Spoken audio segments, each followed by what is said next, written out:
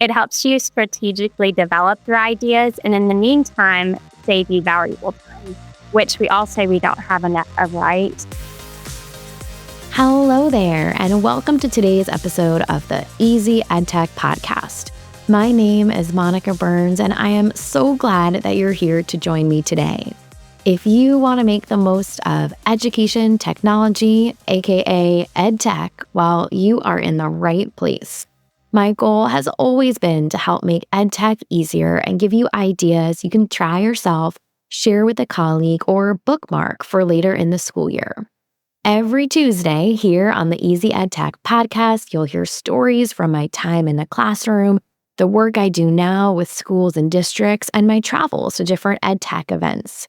Get ready for solo episodes where I share some quick tips and stories, and interviews full of practical ideas and stories from new guests each month.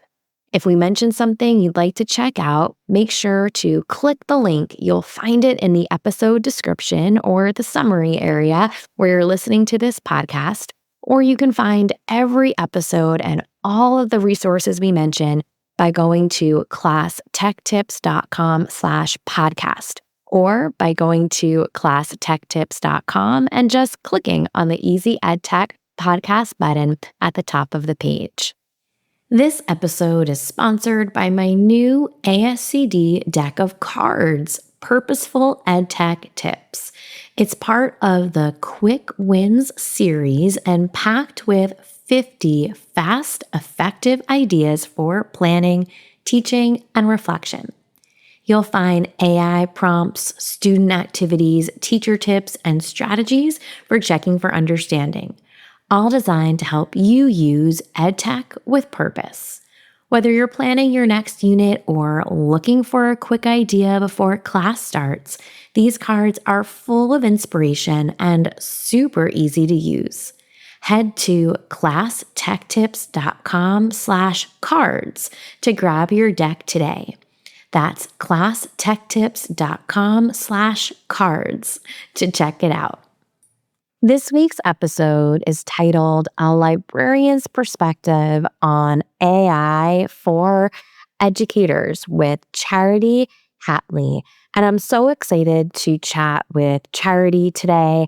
I came across an article she wrote on TCEA's blog, so I reached out to her and asked her if she would join in for today's episode.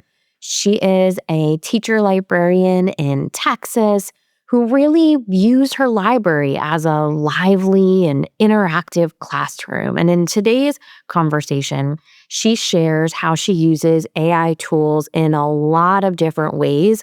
And I think her perspective coming with that teacher librarian hat on can really inform what you might do across different content areas if you're looking for ways to make the most of AI. Everything from streamlining research to helping kickstart some book reviews and even gathering creative ideas like making a haiku game show for poetry, which you'll hear her talk about in today's episode. So Charity offers a lot of practical, high-impact ways educators can use AI to enhance a wide variety of learning experiences. Let's jump into the conversation. Welcome to the podcast, Charity. I'm so excited to chat with you today about your perspective and some practical tips related to AI and education. So before we get into all of that, though, can you share with listeners a little bit, what is your role in education? What does your day-to-day look like? Sure. So I'm Charity Hatley, and thank you so much, Monica, for having me on today. This is my 17th year in education. I started as an elementary teacher, teaching both fourth and second grades. And I now serve as a middle school teacher librarian in public school in Texas. And I truly consider the library to be my classroom. I stay really closely connected to students and classroom learning through teaching in my library, while I keep current with curriculum and educational technology as well. As far as my day-to-day, our school is very fortunate because we're able to include a 30-minute daily reading time into our bell schedule. So students are expected to have their library book with them each day. And my circulation numbers reflect this because students are continually coming in and out of the library to return books, check out books, and always have a book. So it makes for a busy library. As the librarian, I love to plan lessons and projects and activities to complete with classes. I regularly schedule not only the ELA classes, but also other subject areas as well to Mhm. come into the library for lessons. I also plan and lead STEAM days throughout the year. So it definitely makes for a busy library. And while there are certainly some quiet moments, the library is most often a lively and interactive space. And in addition to the library tasks, we wear a lot of hats. And so I also serve on our school leadership team. I'm the UIL spelling coach. I help manage the social media for our campus and, of course, support technology needs of students and teachers, whether that's IT troubleshooting or just helping teachers integrate ed tools into the classroom. Yeah, gosh. Well, just knowing that students are in your space, right? A lot, right? In this space that you are leading, helping them find books, helping them, return and just really move through their school week, right? Mhm. With something that they can dive into is really powerful. I know that's not everyone's experience. And so I'm so excited to hear, how that informs some of your practice, some of the recommendations you might make. And when did you first start thinking about the role of AI and what that could play in your work with students and teachers? Mhm. So I first started thinking about the role AI could play in my work, really thanks to my older sister. She and I both share a passion for educational technology. And because she works in higher education, she's often first to hear about emerging tools. So one day she mentioned this new tool called ChatGPT and asked if I had heard of it, which I hadn't yet. And after she shared what it could do, I decided to begin exploring it myself. And with that said, it didn't take me long. Yeah.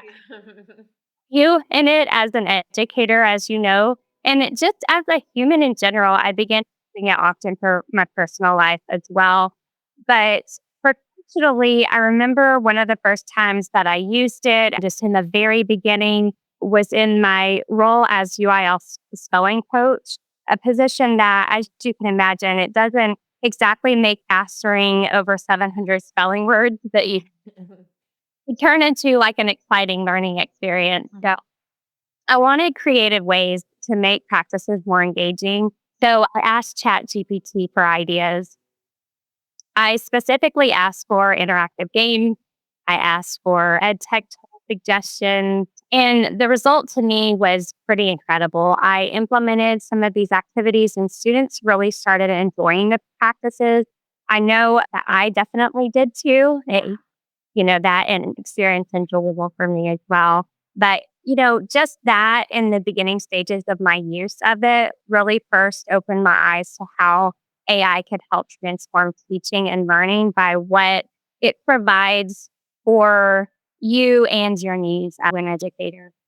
Yeah, and just, that the curiosity that you mentioned, right? Like you hear about this, you're playing around, you have got personal use cases, professional use cases, right? What can this tool do?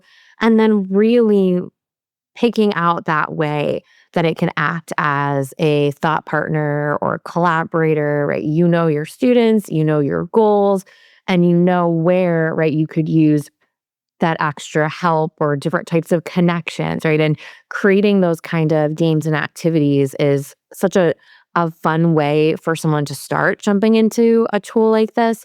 But at the same time, right, it's powerful, right? It's not just fluffy, right? It's, really can have an impact. And so from your perspective, how is AI shifting the way students and teachers find and use and even evaluate information they might come across during the school day or school week? Yeah, that's a great question. So, do you remember that old saying that using a search engine like Google, it can sometimes feel like you're standing in front of a fire hose? Mhm. Absolutely. It's information overload when you use a search engine with thousands of results to sift through before finding what you need. An AI tool like Gemini or ChatGPT, it really simplifies things by sorting through the clutter and presenting only the most relevant details in a real clear, organized way. And so instead of teachers and students scrolling through pages and pages of search results to figure out what's useful, AI can do that work for you. And in turn, I feel like it optimizes the research process and improves quicker access to credible sources. I don't know if you've noticed, but one major shift I've noticed since I began using ChatGPT or other AI sources, but it's the ability to that it has two site sources. Each provide clickable website links, something that I know wasn't available in earlier. Yeah, and that's a really good point because, I would say early on, and an example I've often shared when working with teachers is, I'll show like a fruits and vegetable type of lesson, like make me a list of fruits, right? Tell me about the differences. But then I'll say, how do you know that, right? How do you know, or where could I go to learn more about fruits and vegetables? And one of the very first times a few years ago, I tried that out. It gave me a link to the USDA.gov that looked really good, but didn't exist. And even as you broke down, the URL chunks, if you will, right, for how the site map might be organized, it became really clear that that wasn't, linking from one article to the next. But now, as you mentioned, so much has evolved in the past few years with these tools that you can click on a link or it will automatically, right, give you a source. Or, Google's Learn About has been one of my favorites because it's very like source focused, but at the same time doing what you're talking about, right, which is kind of taking away some of the noise within the spaces that can be really distracting for students. It can be distracting for us, and so as you are kind of planning out, some of the ways that you're leveraging these tools, right, in your work as a librarian, what are some ways you're currently using AI to support that work? Sure. So, as librarians, we need a quick and reliable way to evaluate the content before making purchasing decisions. We must comply with state law and district policy. So, reviews are necessary for determining whether a title is appropriate for our age group. But finding detailed, specific information about a book can be challenging and often time consuming.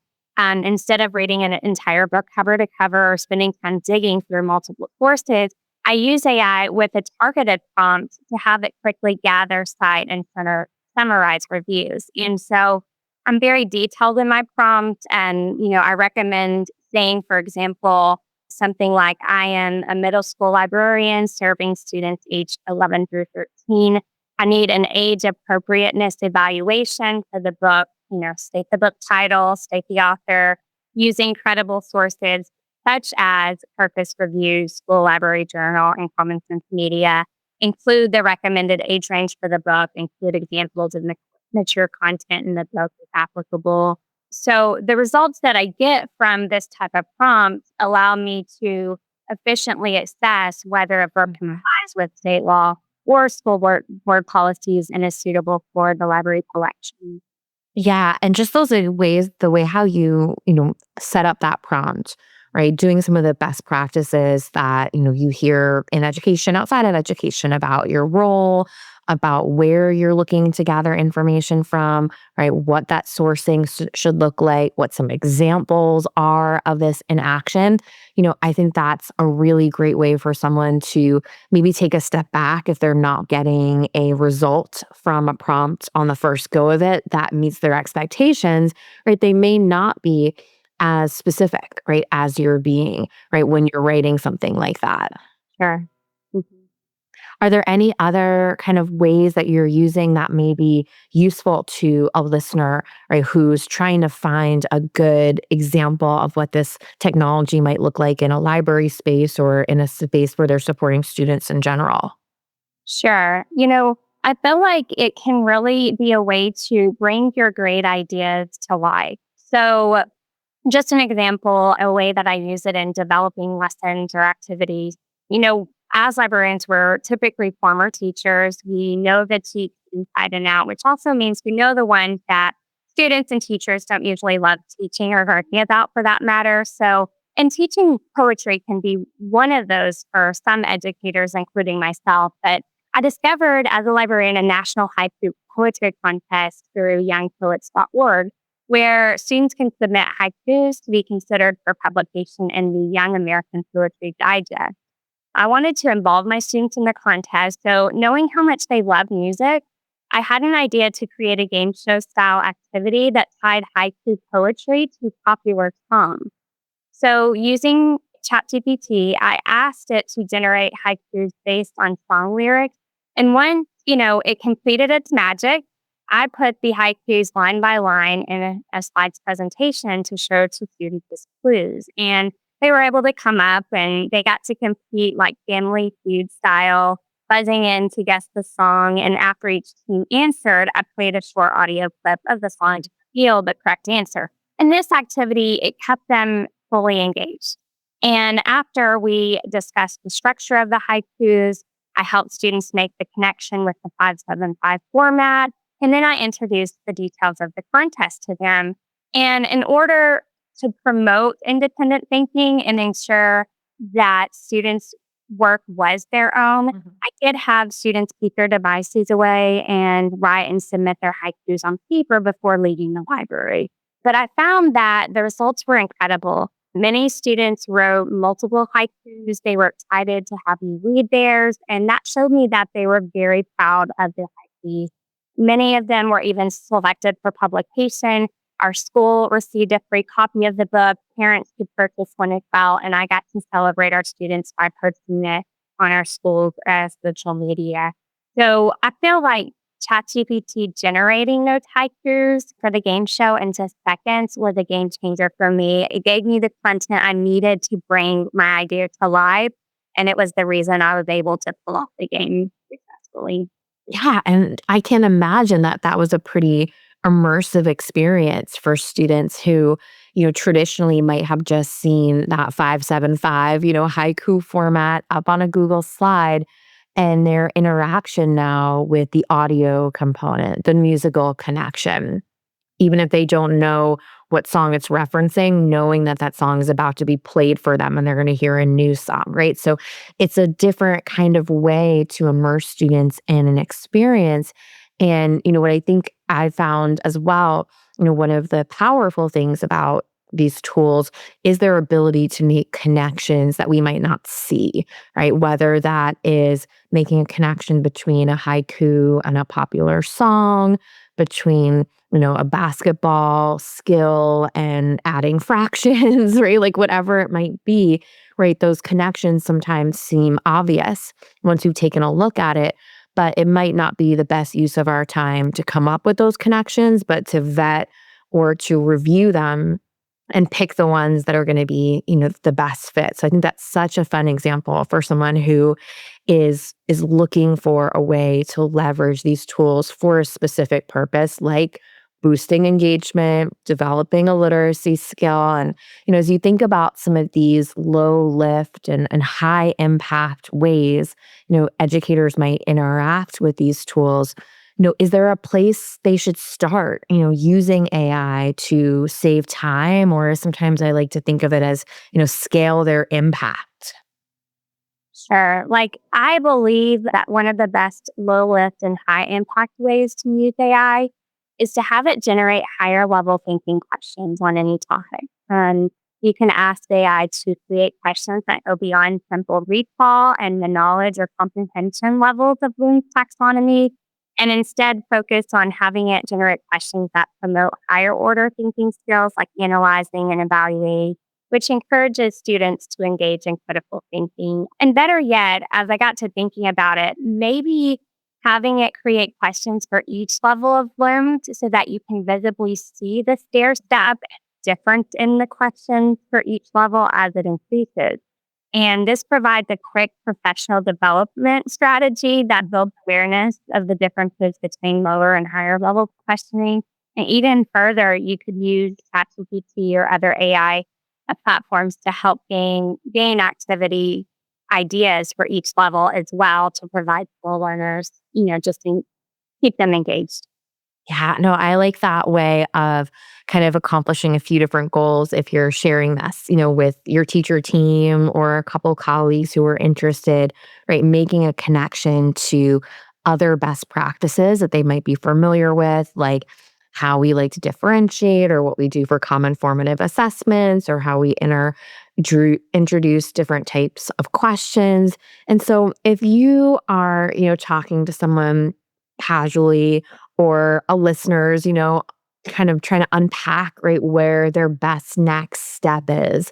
What is one tip you'd share with an educator who's just starting to explore or revisit, right, AI in their classroom or library? Yeah. So I would definitely encourage educators to just begin keeping AI at the forefront of their mind. And you as the educator already have amazing ideas. AI tools, and they're not exactly here to replace your creativity. I believe that they're here to enhance your great ideas. It helps you strategically develop your ideas and in the meantime, save you valuable time, which we all say we don't have enough of, right? And I think that's kind of the big piece, right? Is where can we be strategic? And it might be a part where I sometimes think of it as like, it's not just your to do list, it's your wish list, right? Like, what do I wish I could do? I know I should be doing, I know would be great, but there's just not enough hours in the day, right? To make that happen.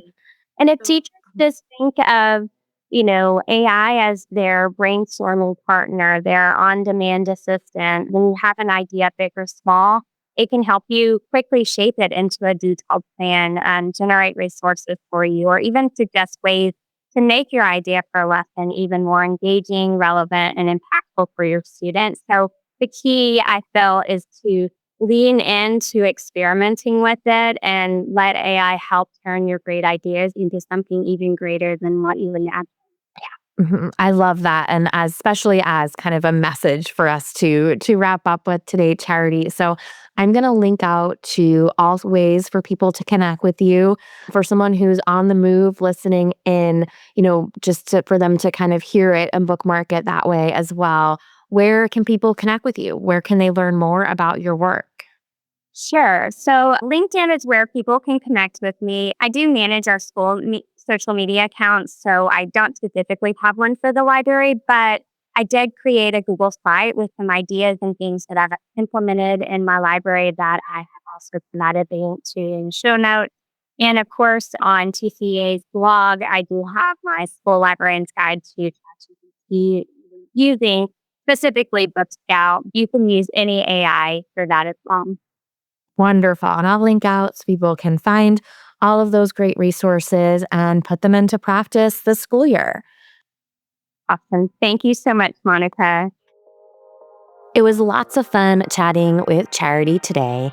So let's make this EdTech easy with a few key points from today's episode. AI can transform library lessons and make activities more engaging. AI simplifies research by filtering and summarizing credible sources. Higher order questioning with AI can support critical thinking skill development. And creative AI applications can boost student participation. Remember, you can find the show notes and the full list of resources from today's episode, including all of the ways to connect with Charity, by heading to easyedtechpodcast.com. This episode is sponsored by my new ASCD deck of cards, Purposeful EdTech Tips. It's part of the Quick Wins series and packed with 50 fast, effective ideas for planning, teaching, and reflection. You'll find AI prompts, student activities, teacher tips, and strategies for checking for understanding, all designed to help you use EdTech with purpose.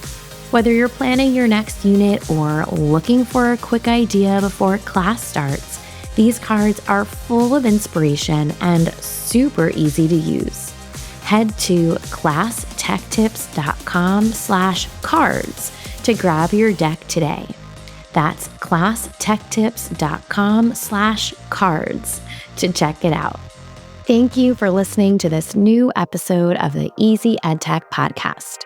I love creating new episodes for you each week, but I could use a bit of help spreading the word about the podcast.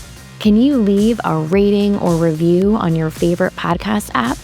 Spotify will let you tap on the stars, and Apple Podcasts will let you tap on the stars and leave a 1 or 2 sentence review. Thank you so much for taking this extra step. It helps other educators find episodes like this one when they're searching for EdTech tips.